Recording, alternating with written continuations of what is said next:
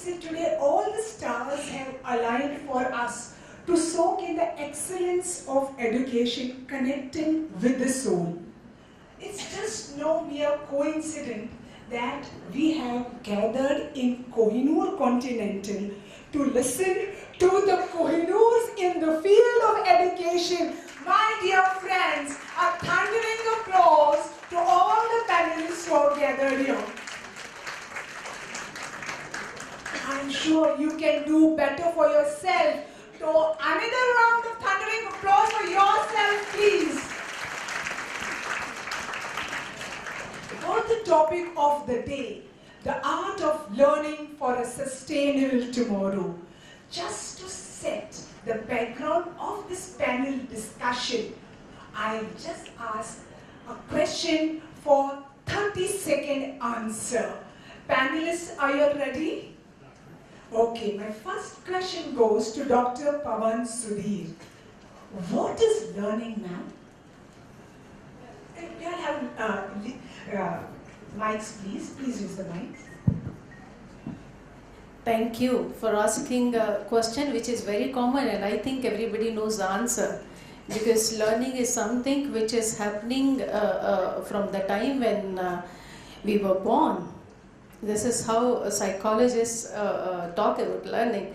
But to make it very simple, इसे साधारण करने के लिए, और मेरे सामने जो टीचर्स साथी बैठे हैं या प्रिंसिपल्स बैठे हैं, मैं ये कहूँगी, टू नो, जानना किसी चीज़ को इज़ लर्निंग, टू अंडरस्टैंड किसी चीज़ को समझना लर्निंग है, and the last but the most important, to live what we know, what we understand is the learning, is the complete learning. So to know, to understand and to live are the three pillars of learning. Yeah. Thank you, ma'am. Yes. Okay. Now we have another question for our another panelist. I would like to ask Dr. Trisha Sen another very important question, that is, what do we expect our children to learn? Ma'am. Thank you, Sapna. A very good morning to all of you. So I think the house is divided, right? When it comes to us as teachers, what do we expect our children to learn? We all have various opinions on that. The national curriculum framework, international curriculums. But for me personally as an educator, the most important thing I feel that when a child graduates from our schools is to be self-aware. That a child should have a process of discovery about themselves, and by the time they graduate from school, they should know what their strengths are and what are their weaknesses, and how do I build on my strengths and where are my gaps and how do I kind of close the gap and become comfortable with who I am. The second thing, Sapna, that I think I would expect personally for children to learn, especially in this day and age where we have a lot of intolerance, a lot of violence and strife, is the art of perspective taking. When I say perspective taking, it means looking at things from another person's point of view. Now, mind you, when I say this, it doesn't mean that I should not have an opinion. Absolutely. It could be a historical event, it could be a controversial issue. But as a citizen in a democracy, I have an opinion, but can I get into the shoes of another person and understand where they are coming from and respect their point of view? So that's number two. And the last thing, again, related to citizenship, I guess you can tell by now that I began my career as a social studies teacher here, is that not only should we learn in schools about our freedoms and our rights, but also about our responsibilities, right? I think sometimes we forget to teach our children that this is fine, you have your rights and your freedoms, but what are we responsible for? And also the ability to question as citizens in a country. Because if we don't question what's happening around us, change can't happen. Are my 30 seconds over? Yes. Okay. Thank you so much. Thank you. Thank you. Now that we know, we have set this background for the panel discussion. We know that how learning has taken place, what to learn. Now I would like to ask Dr. Gee, 30 seconds, ma'am, what is real learning? Just 30 seconds. According to me, there is no such thing as a right or wrong or real or unreal learning. For me, learning is learning. Education is education. It's only the perspective, as she was rightly pointing out, that it is our perspective to howsoever we do it. See, nobody starts making curriculum with the point that I'm going to make a bad curriculum or I'm going to make an unreal curriculum. That does not happen. So everybody has a point of view. For me, learning or a good learning would be when all students get opportunities to learn, because that is all we can do. We can provide them with opportunities to learn. Thank you. Thank you, ma'am. Thank you for being real short. Just before I move to the next panelist, I would just like to make a small announcement. We have Rubix 108 technology with us. You can download that on your app and you can connect with us. Technology, connection, maybe even through Zoom. Thank you. Okay. Here I would like to sum up what these three panelists have said. Yes, A, we need to have deep understanding about the concept. B, we should know what should be our behavior modification, the teachers as well as the students. We should be empathy towards one another and also how to learn. With this, I would move to Dr. Maya Shahani. That now that you heard from all three panelists, our children come to you after completing the formal education. Amongst various other things, you chair Shahani's Center for Management. When students come to you after the entire completion of the formal education, do they really qualify as management trainees? Please throw light on this.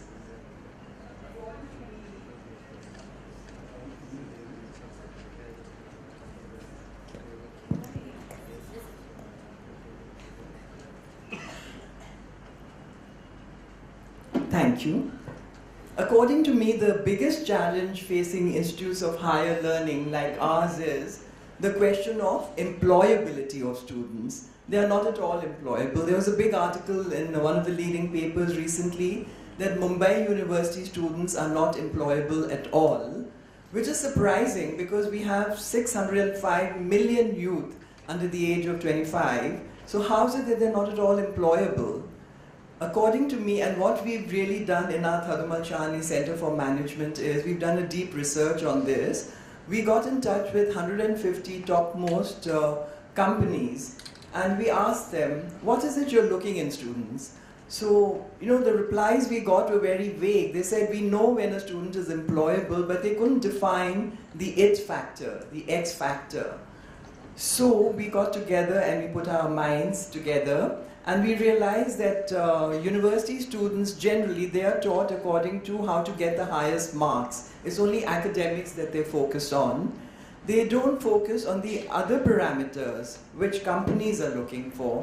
They're looking for professionalism, they're looking for leadership skills, they're looking for communication skills, they're looking for problem-solving skills, they're looking for critical thinking, and then they're looking for industry knowledge. These are some of the parameters.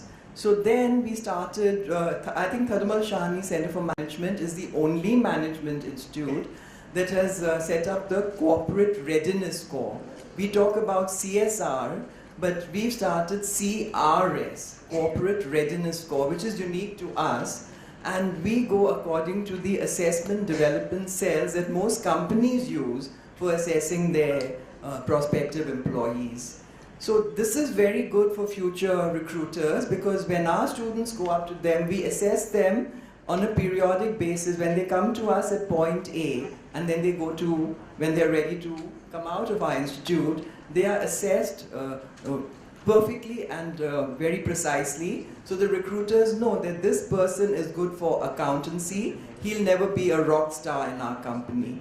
And then so this is how they immediately employ the students in the right slot. The other thing I feel is that institutes of higher learning don't really teach our students. You spoke about soul. We have to have that deep sense of ethics, the spirituality. I think the Bhagavad Gita is not just a Hindu scripture. It's not a Hindu scripture. It's a management book, I would say, and how to live life. The work-life balance also, this is what we never teach our students, and children really have psychological problems later on when they take up their jobs. Indira Nooyi, who was the best-known CEO, she was told by her mother, oh, you're a horrible mother. And she had got so many awards and she felt that she was a failure. So this is what I mean. We have to look at the attitude rather than the aptitude. Yes, Dr. Shani, you're right. Attitude decides the altitude.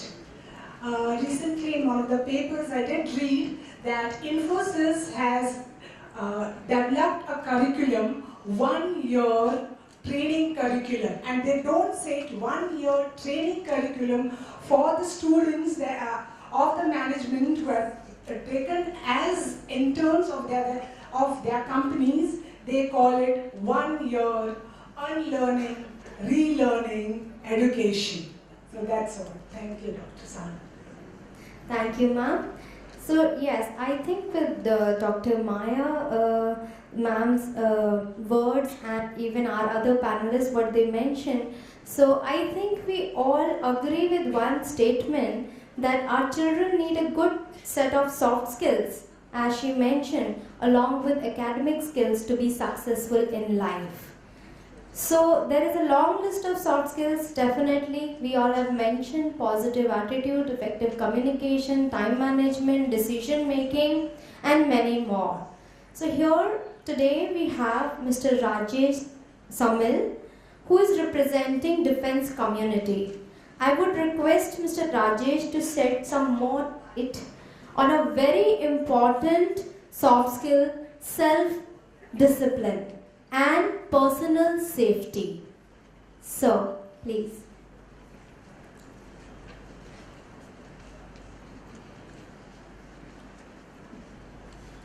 Thank you very much. Yes. First of all, I would like to thank Parisar Asha for inviting me here as a panelist and sharing a platform with big dignitaries of education field in front of all big people sitting in front of me from education field.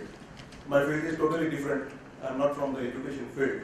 I'm from the field where this discipline, as she said, that self-discipline. First of all, I'll start with the discipline. The discipline is most important factor where once you are saying discipline, immediately a defense person in uniforms will appear in front of you. That yes, he is a person who is having a total discipline. But discipline, it means what? I'll tell you in one flat word. Discipline is a mindset. And once we are saying it is a mindset, that mindset is not with the born person. Okay. For example, I'll tell you that that terrorism. Now, I'm just diverting you to somewhere else in my field immediately. I'm going to speak regarding terrorism. You know that terrorism is the biggest problem in the world nowadays. The recent happening at Pathankot, you know what happened. Are you aware of that? Yes. Everyone is aware of that. Okay. The group of terrorists, they went inside the defense area, okay, and they are just trying to demolish the things.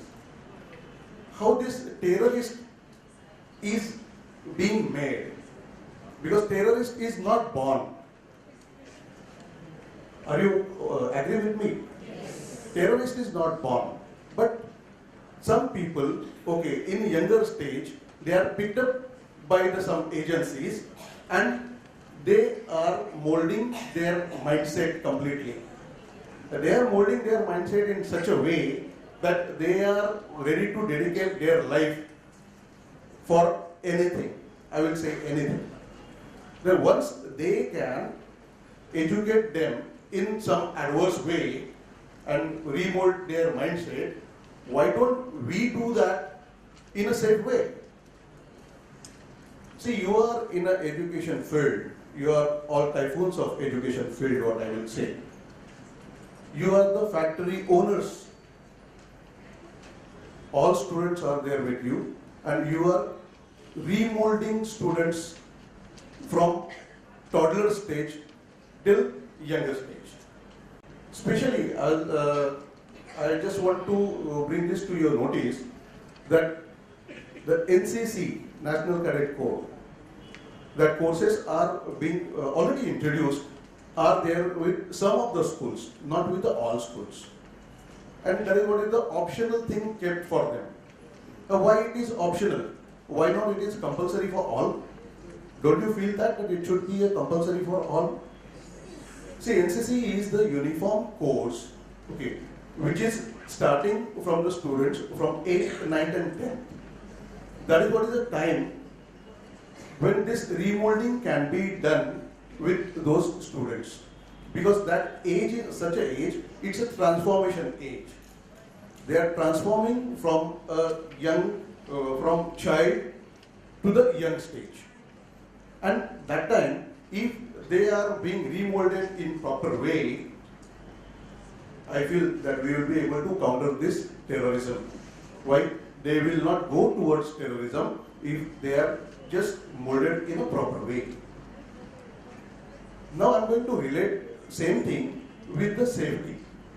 As once we are saying that, okay, discipline should be there with them, this type of courses will be able to develop the discipline in them, and when they are coming out after 10 in actual field, it is required that, okay, there should be a safety sense developed in them. It's a personal safety, what I will say, it's a personal safety. As the child, which is there in a KG, he is being taught for the signal system. Signal system is universally adopted for the control of total traffic. And you want that, okay, my child, when he is crossing the road, he should be safe. But that area, means that age, is not a perfect age, what I will say. Because he is unable to understand that time, the importance of that. And are you leaving your KG children on a road alone? No. But when that same boy or girl coming down to a 5th or 6th or 7th standard, they are going alone. So it is very necessary to bridge this gap. Why? Because this safety aspect is not at all being introduced anywhere in our education curriculum. Am I right? Yes. Yes, sir. What I feel though, because I am not from the education background and that field, okay, I may be wrong somewhere, but what is my observation, that it is not at all introduced anywhere. So it is very necessary that you should introduce somewhere this safety subject so that you will be able to remold the properly the mindset of the boys and girls and the students and come down to make them a safe. Yes, sir, you're very right. Yes, sir. Yeah, I'm sorry, I have taken much time. Just 2 golden points for us. One, I think sir is indicating us to develop a sense of devotion for our nation in our children's mind, young minds. And second, very important aspect what sir mentioned over here, like for our educators, we need to understand, I think it's a question mark again, what concepts we are teaching in which standard. As he has mentioned, has given an example of traffic rules, red light and green light. So there should be, I think, a repetition over the period or age appropriate concepts. Thank you so much, sir. Thank you, sir. My dear friends, one more Kohinoor is sitting amidst us. So I invite Dr. Sameer Dalwai to please take your chair. Please give a big round of applause. Put your hands together. So, Rajesh Sameer, sir, you're very right. Education is a highly complex subject. It's just not social, economical, or psychological, emotional. It's a matter of national security too. I recollect when the Twin Towers came down on 9/11, all the offices, companies, everything was shut down. New York came to a standstill. But there was a constant news strip running throughout 24/7 on the television, appealing to the schools, principals, supervisors, teachers, telling them to come to the educational institute immediately. For what? It's just to make their children safe, secure, emotionally mollycoddled, so that they can have disaster management in place. Am I right, sir? Should this also be put into practice in India too? Dear panelists, do you all agree with me? Dear educators who are in front of me, do you all agree with me? Yes. So I would like to share here is Rajesh Samir is none other than Vijay and Kargil hero. Please give a big round of applause to the Kargil hero who is sitting amongst us. Yes. Now with these challenges and challenges, I don't know how many challenges are adding to our list. So I'm sure your title will be full of all these things. So the next challenge, Geeta ma'am, who is heading the primary section of Saraswati Vidya Mandir, she says, since she's sitting on the chair, she faces lots and lots of challenges. Geeta ma'am, can you really share with us how these challenges, how do you overcome these challenges?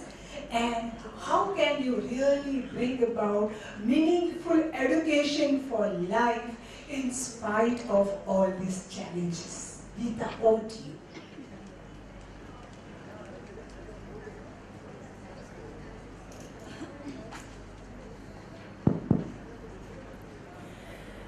Thank you so much, Urmila, for the question, and you brought me here just to talk about just challenges. She told me you simply talk about challenges.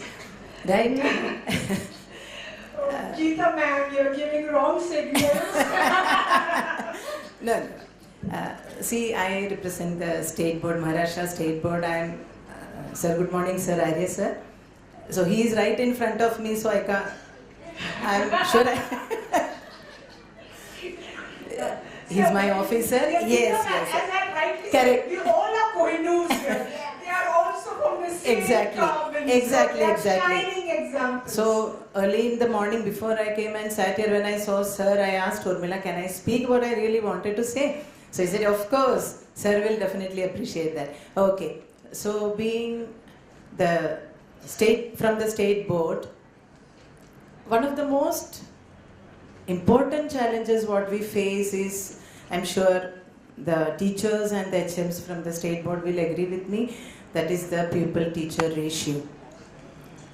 Every class in my school, I have 70 plus students, sir, and one teacher. So all the eminent panelists have spoken about learning. It is not just the blackboard and the textbook. It's much, much beyond that. So when the learning has to take place, it has to be a one-to-one interaction of the teacher and every child. That's what we believe. Then when it comes to 70, one teacher, believe me, by the time we know the name of the child, it's almost one term is over. First term is already over, bacha ye kaun hai? Acha ye mere class ke bache. It's a fact. So that's the most important thing. And then from the parent side, see, for me, whichever school my child goes to should get the best, and my child should be the best student. He or she should be first in academics. He or she should be first in dance, music, extracurricular activity, whatever. So which is extremely difficult for a crowd of 70 and one teacher handling. This is one of the major challenges what we face, and definitely there is going to be a change, I believe. It's though it has not been completely implemented, it's definitely going to. That's number one. Second thing, again I have to ask Arya sir, from the department we have a lot of clerical jobs which come to the schools. Do you agree, the teacher? See the hand, see. Thanks. Sir, we are with you, definitely. So even Arya sir is helpless here. So a number of throughout the year, right from June to May, this information, that information, once it is sent the second time, third time. So that makes the teacher, it takes away the time of the teacher a lot. This is one of the things I really wanted to mention. And Urmila wants me to speak more, or should I stop somewhere? I've told her, please stop me when I have to.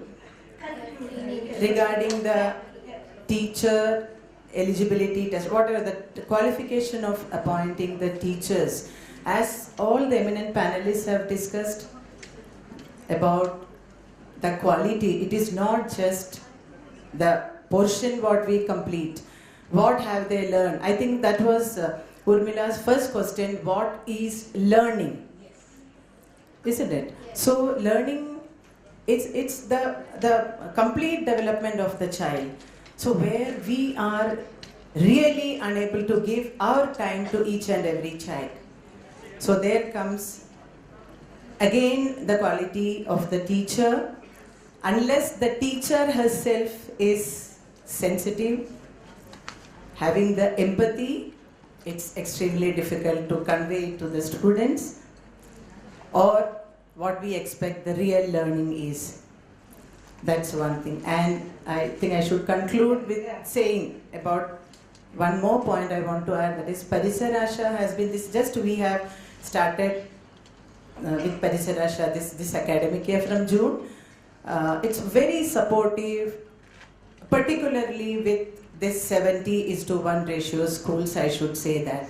And they have conducted some of the trainings which I would like to mention specifically.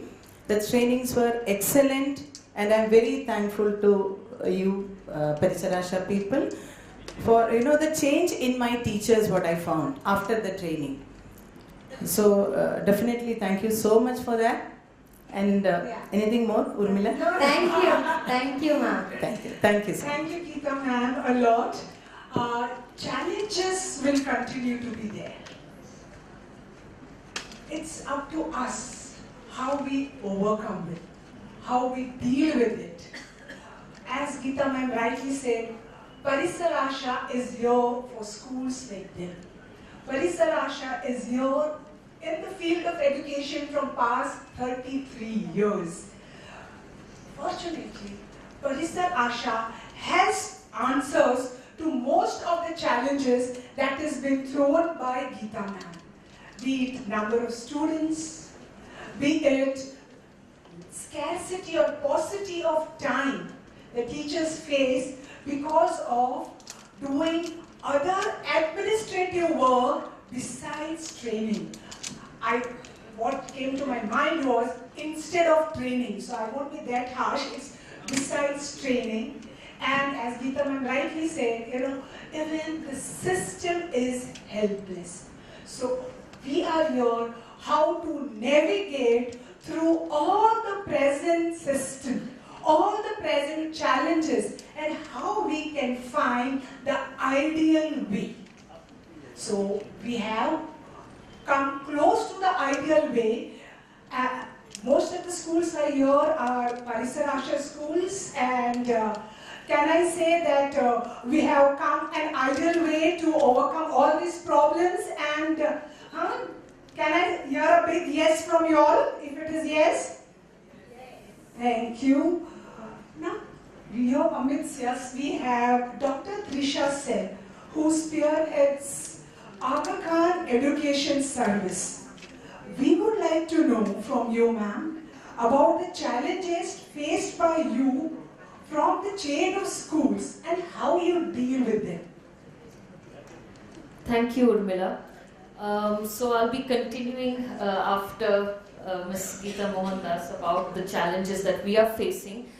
So the Aga Khan Education Service India is part of the Aga Khan Development Network, as some of you will know in the audience. It's an international network supported by His Highness the Aga Khan. The focus being on making sure that quality education reaches those people who usually will not have access to that kind of quality.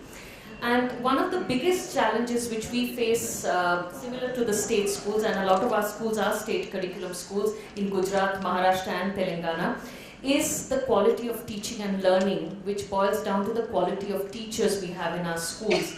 So an important challenge, or rather a compelling challenge for us, is the quality of these professionals and how to bring back professionalization for the teachers and help them in their skill improvement, and also help therefore in the improvement of their quality of life, so that we will be able to attract the best people who graduate from colleges into the teaching profession.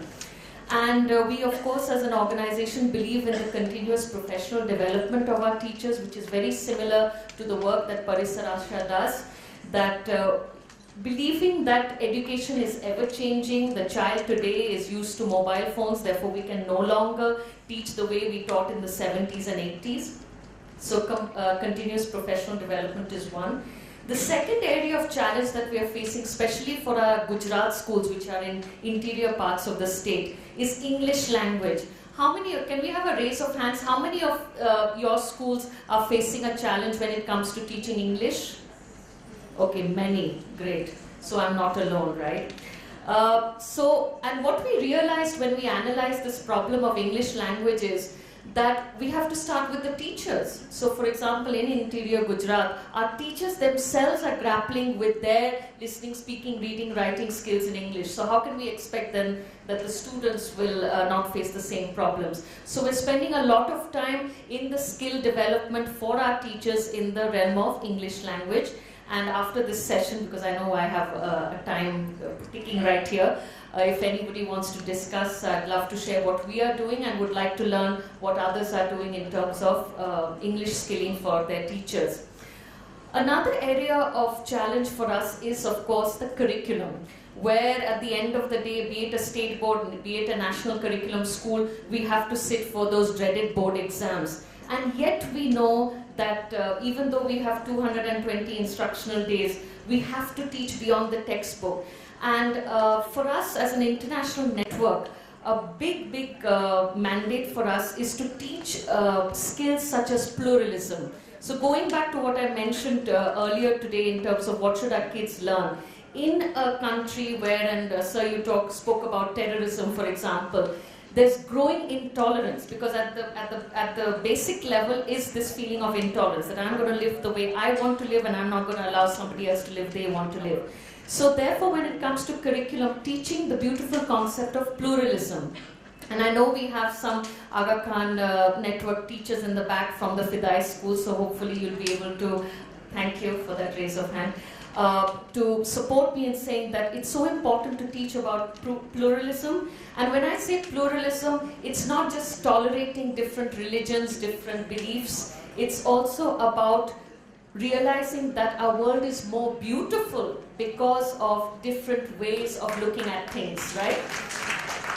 So that's something that we want, it's a challenge to teach in a diverse world that we live in, but we believe in it. And last but not least, another challenge for us is our parents. Yes, sorry, did somebody want to add something? Okay, something else, okay.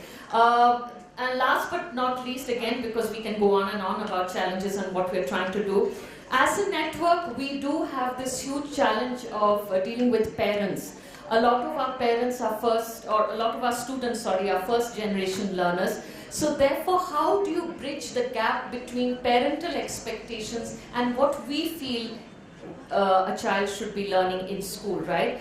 And the way we address this is having constant communication with our parents. We have the concept of the parent orientation programs, and I just feel that, you know, parents are our partners, and we should never ever think that we know better than parents. We need to form that kind of partnership and constantly open the doors of communication. Otherwise, our kids really suffer when the school is saying something and the home expectations are different.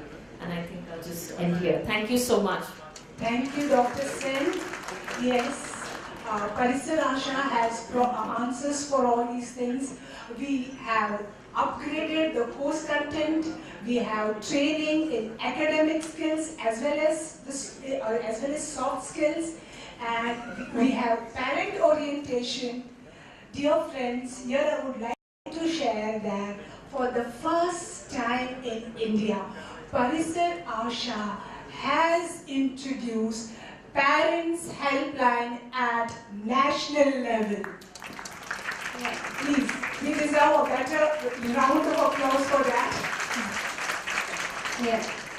Thank you. Yes, Thank thanks you, a lot. Urmila. Yes. So now we'll ask a question to Ms. Anusha Khan. As Dr. Trisha has mentioned, how we can bridge the gap between parent and school and children. So I think even Parisar, we believe in Parisar Asha that school system works like a triangle: school, parents and teachers. Now I would like to ask ma'am, parent point of view. So question is, your children go to an affluent school. Is your experience different from the schools run by state board? Please. Yeah, I'll answer that just in a bit. Sure. Two very small points to make. One, I want to thank Dr. Sen for bringing up the whole point of pluralism and diversity. You have done a great service by just talking about it, because we hardly hear it anymore. And we are all products of that, and we love our children to get the same kind of celebration, which unfortunately is on shaky ground right now. So there's a lot of hard work for us. And sir, terrorism. I believe terrorism stems from hate. It's inculcation of hate that is causing people to be intolerant. The extreme aspect of it results in terrorism. So it's all, I mean, you know, the concept of love, acceptance, and not even tolerating, but accepting. Yeah. That is vital. And exactly that is part of the life skills that I would expect my children, or as you said, you know, state board children should get equally at par. Yes. I don't see why my children who go to a affluent private school, public school, should get any more or less than the woman who comes to cook in my house, who works from morning to night, cooking in 8 houses, so that she can send her children to an English medium school. Yes. Yes. She doesn't wait for her husband's salary to come in to pay their fees. She is working only so that she is able to not only pay their fees, pay for the tuition teachers who she has to employ because she is illiterate, and her children are first generation school going children, and English speaking is the biggest challenge. Then she has the annual function to arrange for, where she came and said, दीदी मेरी बेटी को देवी बनाया है और मुझे costume खरीदने जाना है और मुझे ये had such excitement and so beautiful. She did it all exactly the way I would. Today I was told by my daughter that I have to get her costume, and it's the same level of excitement, irritation. Oh God, now which market do I have to go? Where do I have to? Same. So we are at par as parents and as children. But what is intensely lacking, which I find as a parent of a 15-year-old and a 11-year-old at the moment, is a complete disregard of imparting life skills to the kids. Yes.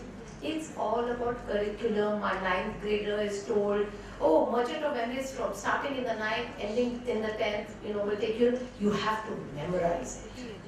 You have to memorize the complete text of Shakespeare's Merchant of Venice. She's 14. Going to be 15 in a month. I mean, really, is that so important? What about learning how to work with money? How to make the right investments? how to develop good relationships, how to keep those relationships. Yeah. You know, I mean, there is so much more to learn. That's not happening. That's not happening with my kids. That's not happening with Ranjana's kids, who is cooking in 8 houses to send their children to school. Yes. Yeah, right? So, Yes. so, you know, the point is, what I'm saying is we have to keep it at par. Those kids are learning life skills. Ranjana's children are learning life skills far faster than my kids. Why? Not under ideal circumstances. They are learning because they have to. They don't have a choice. They are facing harsh reality. So that, you know, the whole concept comes down to choices. I have the choice to not teach my children life skills right now because I am there for them. She has to teach her children.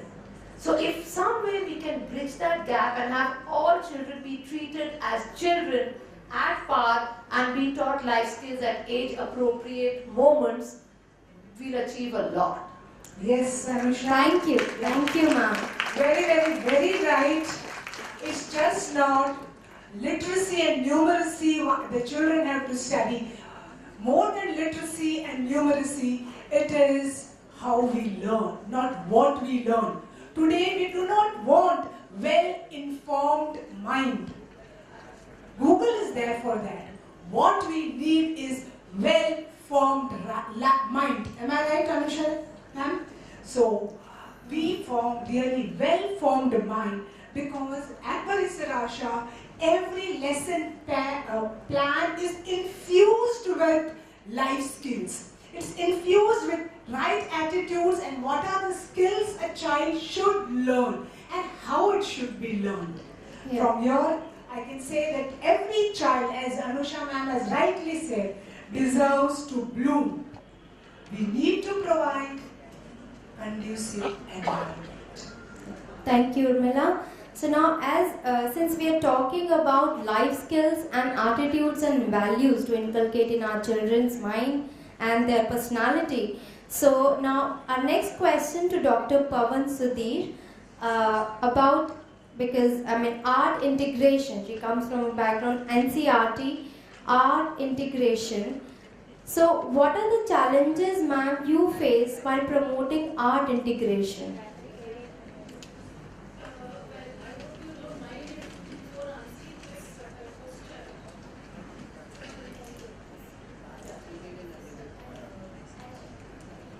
We don't know actually how to switch it on. So it's a simple skill, but you see this is learning. Unless you learn, What are the skills? कुछ चीजें जो panelist ने कही मैं उसके आधार पे कहना चाहूँगी. So first I will just take the best they have really done for me to answer what I need to answer. पहली बात तो ये कि भाषा को लेकर के जब हमारे स्कूल्स में टीचर्स और पेरेंट्स घर पे ज़्यादा चिंतित होते हैं कि बच्चे को इंग्लिश आना चाहिए और इंग्लिश के प्रेशर में जो बच्चे को एक्चुअली लाइफ में जीने के लिए आना चाहिए उसको जो छोड़ रहे हैं, ये सबसे बड़ा चैलेंज हमारी शिक्षा के लिए आज है. बहुत बड़ा चैलेंज है. मैं सरकारी तंत्र में जहाँ बैठी हुई हूँ NCERT में, वहाँ हमें सबसे बड़ी यदि समस्या कोई आ रही है तो वही आ रही है कि लोग शिक्षा के मायने ही नहीं समझ रहे हैं. टीचर्स हो या पेरेंट्स हो, वो सब अपने बच्चे को एक कंप्यूटर बनाना चाहते हैं, एक रोबोट बनाना चाहते हैं, उसमें एक पर्टिकुलर टाइप का प्रोग्राम फीड करना चाहते हैं कि मेरा बच्चा उसके साथ compete कर रहा है, इसलिए उससे बेहतर करना चाहिए. जो हमारी एजुकेशन की साइकोलॉजी है, जो सोशियोलॉजी है, जो फिलॉसफी है, वो टोटल फेलियर होता जा रहा है. टोटल फेलियर होता जा रहा है. हमारे सारे पैनलिस्ट जो यहाँ बैठे हैं सब नेशनल करिकुलम फ्रेमवर्क को जानते हैं. आई थिंक इस वक्त वर्ल्ड का सबसे सुंदर डॉक्यूमेंट शिक्षा का यदि कोई है तो वो हमारा नेशनल करिकुलम फ्रेमवर्क है. But as we were discussing in the morning, I agree with her, it has never been implemented. Everything good is said there, but market is for something else. आज मेरे बच्चे को मैं शिक्षा ये सोच के देती हूँ कि इसको बड़ा होकर के कितना पैसा कमाना है, कैसी पावर पोजीशन लेना. Then where are the values, where are the life skills? We are forgetting everything and we are just hinting or aiming on something which is really superficial and causing lots of stress and depression to so-called highest percentage gaining children. जो सबसे best number लेके आता है वो सबसे ज्यादा unhappy child हमें दिखाई देता है. तो सबसे पहले हमें सोचना ये होगा कि जरूरत किस चीज की है. परिसर आशा हमें किस लिए आज यहाँ लेकर के आया. That is what we need to understand. So पहली बात, शिक्षा को यदि हम देखें या लर्निंग को कंप्लीट देखें तो there are 3 pillars जो हम भूल गए. We are giving only literacy, not education. Education means cognitive development, psychomotor development, and development of affective domain. These are 3 domains based on which we can say the person is really educated. It's not literacy. हमारे वो लोग जो illiterate हैं, they are more wiser. They know how to handle the society, and unfortunately or fortunately, those kind of people are running the country, or I should say running the world. You have so many such examples. So there is something seriously wrong with our education system. And when I talk of education system, sitting on this side of the table, I feel is the practice, the process, how we are giving education. That is where Parisar Asha comes.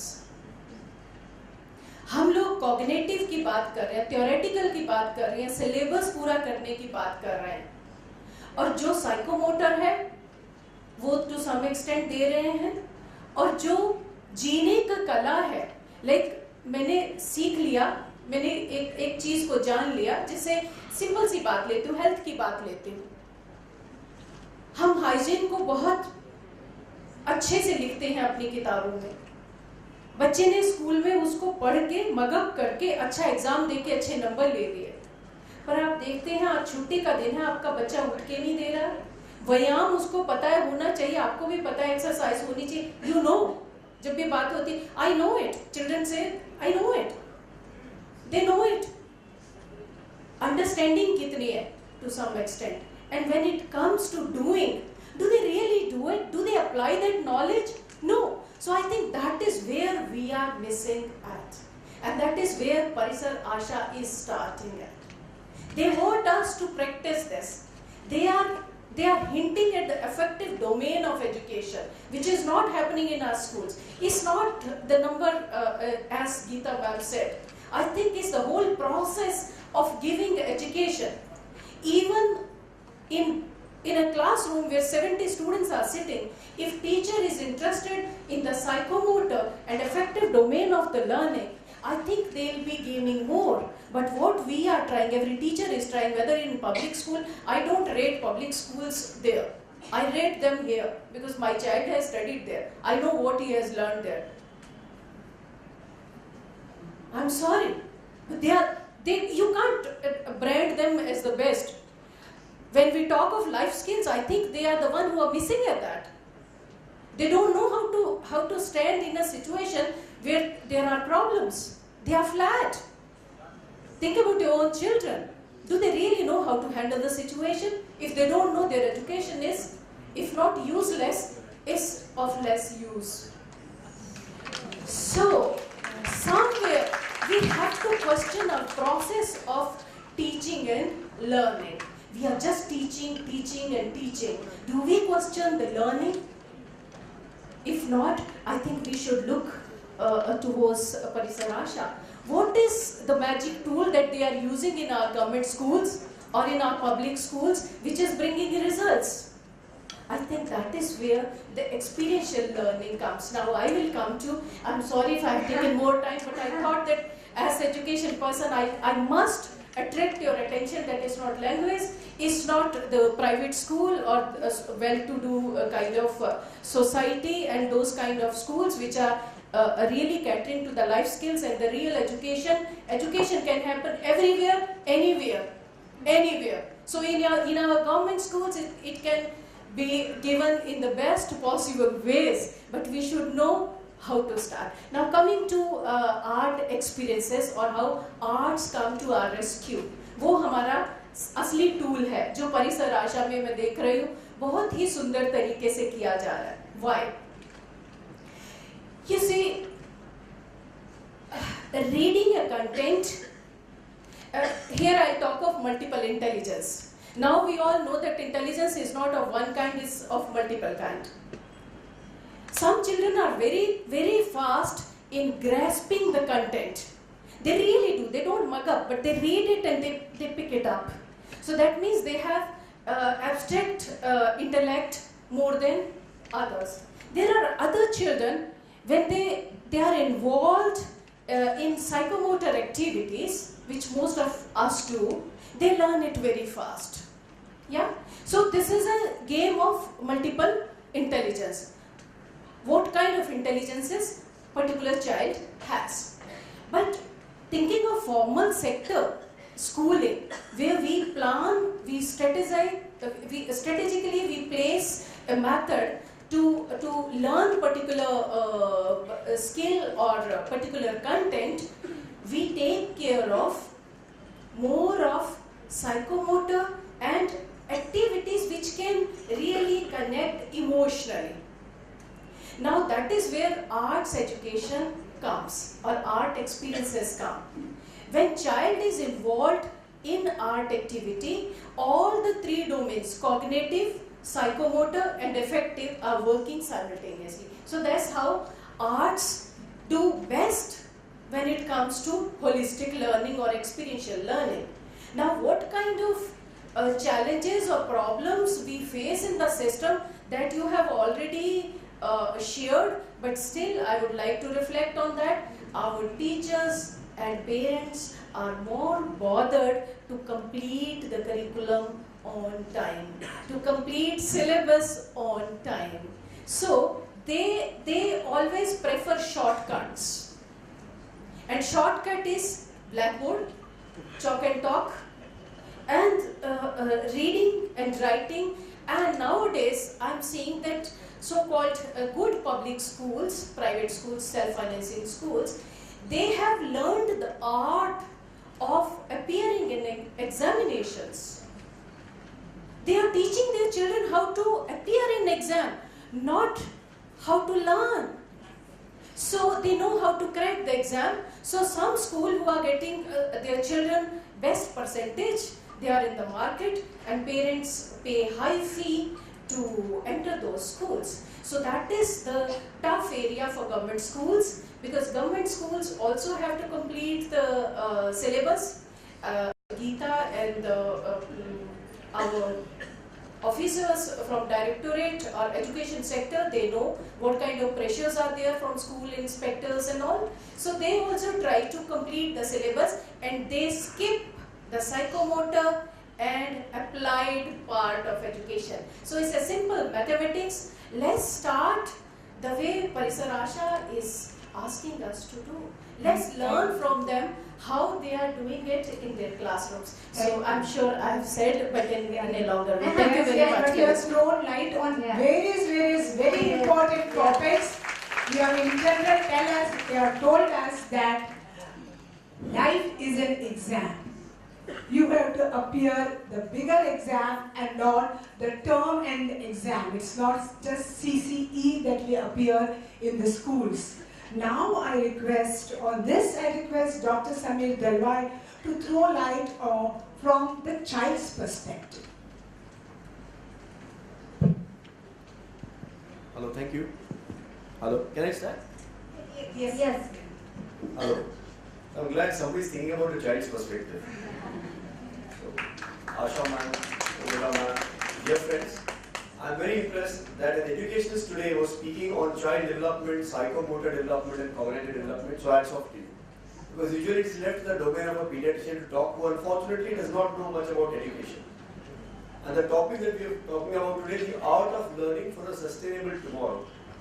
Art, madam has already spoken about, but why it's important for education and why children appreciate art more than reading and writing is simple. Because reading and writing has a format which has to be learnt in the way it has to be learnt. Art has no format. It does not have a boundary. It can be out of the box. And that is actually what learning is all about. Learning the way the learner wants to learn and not just the way the teacher wants to learn. Similarly, while speaking or giving or a talk, the speaker thinks he is going to enlighten everybody in the audience by pearls of wisdom which will help them in your life. Whereas the listener is thinking, whatever I am hearing today, I will go and tell my teachers in school tomorrow. So nobody is really taking anything to do themselves. And I am only going to say a few words from the child's perspective about what you and I in this room can do with our own life. Don't bother about teaching others. Nobody can teach others. We need to just teach ourselves first. In that, the first thing that I'd like to say is about learning. As a developmental pediatrician, development of the child is defined as acquisition of new skills and new functions. That's all life is about. You will learn new skills. The child who is born on day one can only do susu, potty, can cry, can drink milk and sleep. 18 years of age becomes either an Amitabh Bachchan or a Mahatma Gandhi or an Adolf Hitler. This is the process of development, acquiring skills because of functions. Like somebody said about terrorism and prejudice. If the function shown is to hate, like you mentioned, then the skill learned will be terrorism. But if the function taught is love and sharing and team spirit and cooperation, you will automatically learn all the skills for cooperation and working together. So that is development of a child, acquisition of new skills and new functions. Acquisition is the mastery of that skill. Once a child acquires the milestone of sitting, then he is without support he can sit. Then he said that he has acquired the skill of sitting. Now he is ready to start learning the skill of standing. Till he becomes a master at sitting, he cannot ever become a master at learning, at standing. So what is learning? We spoke about development, we spoke about acquisition. What is learning? Learning is the process that helps you acquire something. So learning is not an end in itself. Learning is a process. You need to have a function. You need to know what you want to acquire. And to become a master at something, you need to learn. To learn, you need to have motivation. You need to observe somebody else. You need to imitate it. You will fail. You will get up. You will try again. And finally, when you don't need to practice anymore, you have become a master.